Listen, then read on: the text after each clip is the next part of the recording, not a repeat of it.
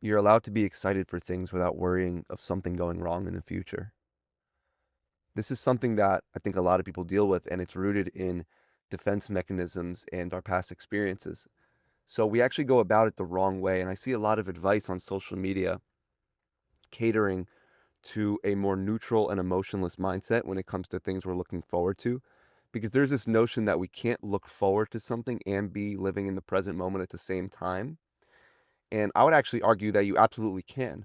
Because if we only live in the present moment and we forget about the future, then, we may not take care of ourselves in the future. We may not set up routines and things that will benefit us in the future. So, this is how we're going to cover sort of two different aspects. Number one is how do we stay present while looking forward to things in the future and why that's okay. And number two, how can we allow ourselves to be excited about something without letting those negative and fearful thoughts ruin our excitement and try to humble us in a way where we're now turning that excitement somehow into fear. So, number one, we can acknowledge the excitement for a future event and we can sort of note it. We could put it as a bookmark and instead enjoy the excitement of looking forward to said event. And this is something not a lot of people talk about. And it's the emotion and the feeling of excitement. Remove the event from the excitement and just be present with the excitement. So don't say, I'm excited for this and this. Just say, I'm excited. Just lose yourself in the excitement. Be present in the excitement without the event attached to it. Obviously, in the back of your head, you know that the event is the fuel for this excitement, but be present with that feeling.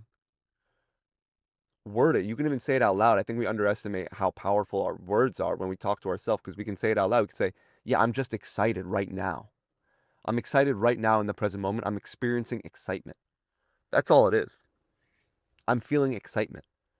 I'm feeling overjoyed and excited. That's it. It doesn't have to take us out of the present moment.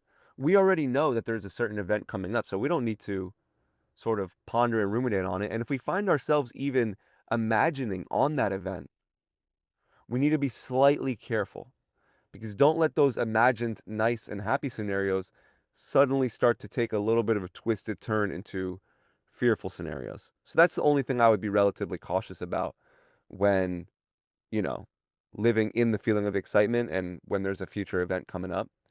If you find yourself daydreaming, maybe just bring yourself back into awareness.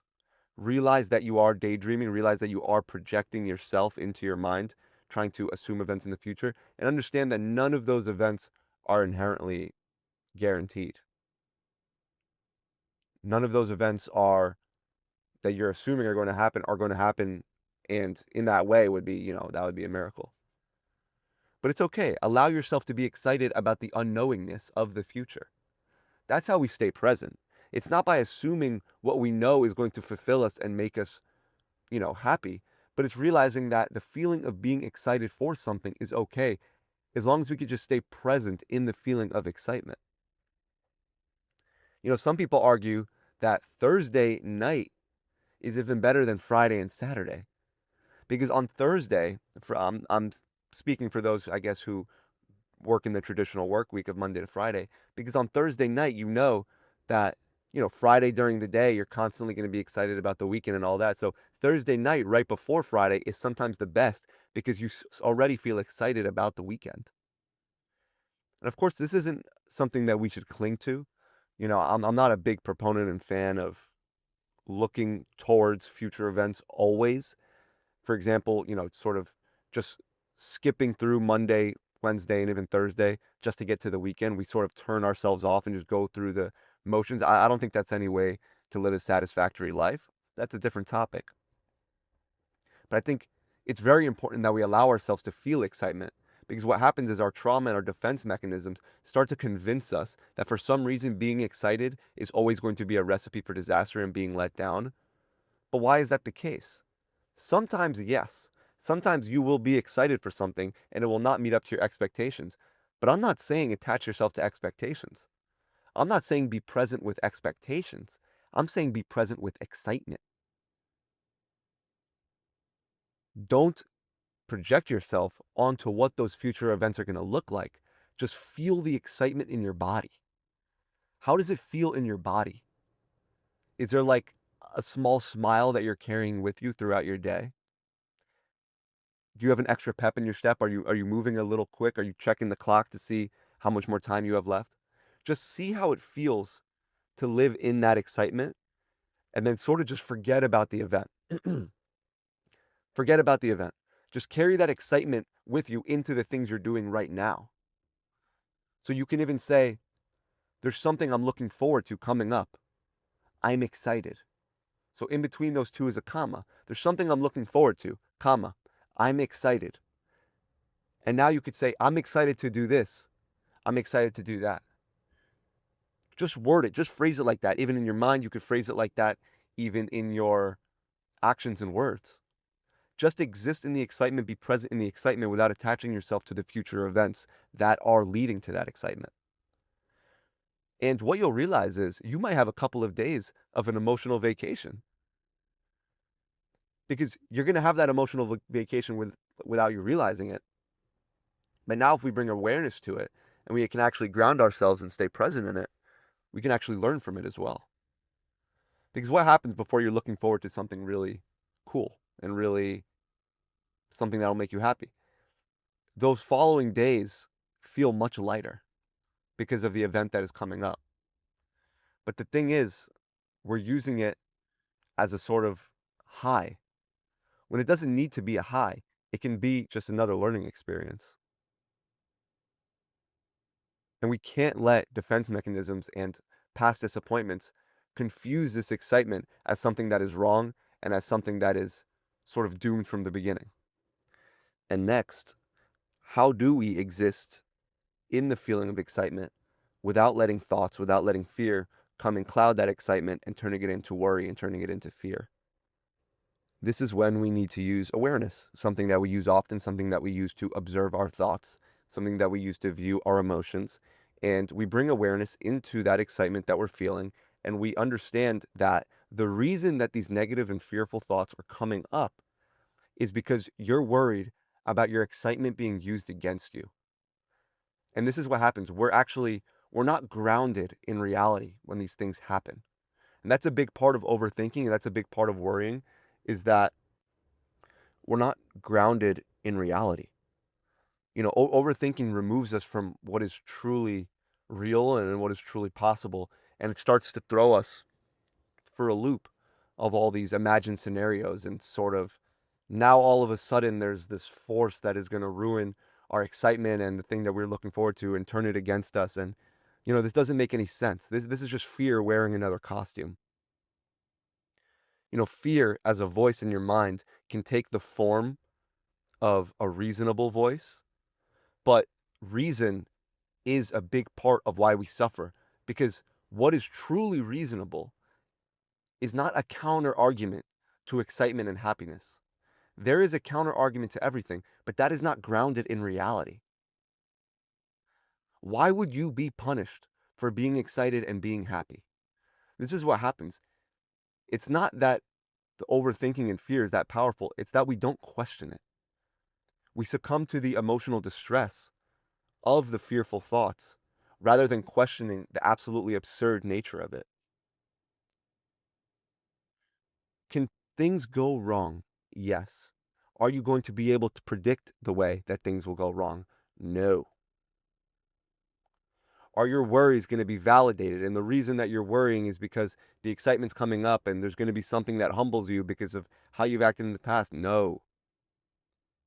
It's silly, and it's painting a picture in our minds, and we're only suffering within. So now the worst thing that can actually happen is we're going to turn our excitement against our own self, and we're not going to allow ourselves to just let go and be with the blessings in our life. Every time that fearful thought comes up, observe it and watch it pass. And you can even replace it with a saying of gratitude. I'm grateful that this thing even exists in my life. I'm grateful that I even have the ability to experience the thing I'm excited for. I'm grateful that I can even experience 1% of the thing I'm looking forward to. Thank you so much to life for allowing me to experience this. Now all I have to do is observe and let the fearful, worrying thoughts pass by. And the more that I let these fearful and worrying thoughts pass by, the more I will be able to enjoy these positive experiences that life has provided for me. It's not life getting in your own way. It's not reality that's creating the friction. It's your relationship with fear. Again, reality's not ruining your excitement. It's the thought that ruined your excitement. Nothing has changed in reality. You've only received a thought that you're now taking seriously. You're now allowing this thought to provide a counter argument for why you shouldn't be excited about a certain event. And this takes us out of the present moment because we can be excited and living in the present, but we can't be pondering and allowing that counter argument and worrisome and fearful point of view to exist while being present. Because excitement itself is something that we can carry with us anywhere. You can be excited at any moment. You can get amazing news and be excited. But you can't get, in most cases, a text or a sense of news that actually validates fear because fear is reactive and responsive to what is occurring around you. You know, if something jumps out at you from a bush, you get scared, you act in fear, and you run away. But if you get a text about something that might happen, you're not scared, you're existing in fear, you're not existing in the present moment. Because for fear to exist, it must be us projecting what might happen into the future. That's fear. But being scared right now is a reactive moment. So really, we should never even be touching these two emotions, fear and scaredness. We shouldn't even be touching them. We should be allowing them to come up when their role is needed. And that's why they feel so out of place, and that's why they're so disruptive. Because they're not meant to be ruminated and obsessed over. Fear and being scared is meant to be a right in the moment type of thing. You're supposed to see a weird noise in the bushes and run away. That's where fear and being scared comes into place. But excitement doesn't work like that. We can be excited in the present moment. We can see something and get excited. We can conjure up excitement and live in the present moment with that emotion. So the purpose and what you're struggling with now is not something outside of you. And that's what you need to realize. And this is what grounds us. It is, again, the same thoughts and the same fears trying to ruin your excitement. Fear will take many different costumes. It'll put on many different masks. But as soon as you realize that the emotional connection that you have with it, as soon as you start to understand fear and see that it can take 1,000 different costumes and it doesn't matter because you understand it's just that same old fear, then you can be free. And how amazing would it be to just bask in that excitement like a kid? Like a kid who's going to an ice cream shop, we just bask in excitement. And we can do this even though we are grown. And the idea that we can't be excited, the idea that it's silly and foolish to be excited and giddy, that's another system that, and a fearful system that we need to break through. Where are these rules coming from? Where are all of these fearful rules coming from if not from your own irrational mind? If not from your own anxious and fearful mind? These rules don't exist in reality. Reality is what you can see. It is what you can hear. It is what you can experience. Everything else is our emotional inner state being projected onto assumed events. Even the excitement that you're feeling is on the assumption that something is happening in the future. But that's okay because we can use a sort of psychological alchemy. In our subconscious, we know that this event is coming up and we know that the reason for our excitement is because of this event. But we can just acknowledge the excitement as our state of being now.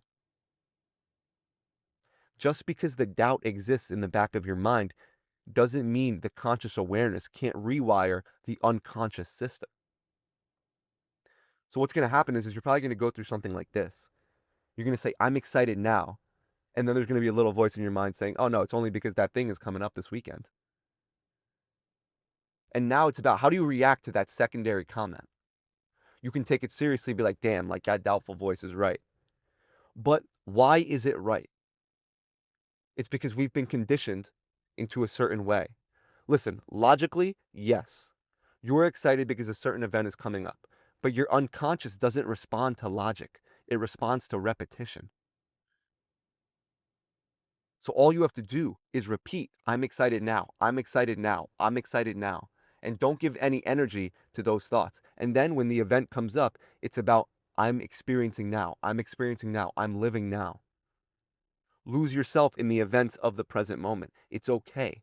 Bring your awareness in, but don't let it move into the traffic and streets of thoughts. That's really the key, and that's really the goal. It's not losing ourselves, losing our awareness. It's bringing that same awareness we have right now and inducing it into the intoxication of the present moment events. Does that make sense? Because you have two choices when you come into a reflective state, an aware state. The type of state I'm talking about is the one, where you can realize, oh, I'm thinking a series of thoughts. I'm thinking about this. I'm thinking about that. That's the reflective state. And you are existing in awareness. It's just that your awareness is being occupied with those thoughts. So we bring the reflective awareness into the present moment. We realize I'm here. I'm experiencing this right now. I'm grateful for this moment. And then we carry on with the events of the present moment instead of losing ourselves into a train of thought. When we're talking to someone, we let the conversation intoxicate us. We let ourselves get sort of high on the conversation and not high on our thoughts. And I'm using high as a metaphor because what we're looking for and what we're addicted to is actually the thinking mind. Whether we know it or not, we're addicted to going back and forth with ourselves, instead of going back and forth with people. We're addicted to imagining events instead of going out of our way to experience those events. We're finding comfort in our assumptions instead of finding confidence in inconveniencing ourselves to experiencing the things that we really want. That's what it is. So don't be afraid to lose yourself in excitement. There's nothing coming to humble you. Why would you need to be humbled? Why would you need to be humbled about being excited about something? Challenge all those conceptions and see how your mind is bringing up these topics. It's not reality, it's your mind. And it's coming down to maybe a sense of unworthiness or a sense of disappointment in people. Listen, if you're looking forward to an event with a person and that person lets you down, you learn from it.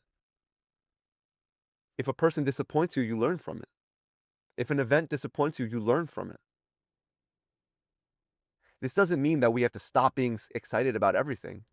It means we learn from the actions of that person. We learn about this particular event, and then we cater our future actions in response to those. If someone lets you down 100 times and you're excited about plans with them for the 101st time, that's on you. That's on you. It's not reality looking to humble us. It's our own inner self and our own inner choices in engaging with reality. So lose yourself in excitement. Allow yourself to be excited like a little kid. Even if the event is in the future, ground that excitement into the present moment and carry it with you everywhere. Thank you guys for listening. If you're watching on YouTube, thank you as always. Make sure to like and subscribe. And if you're listening on Spotify, thank you as always. That's it for me. I'll see you guys in the next one. Peace.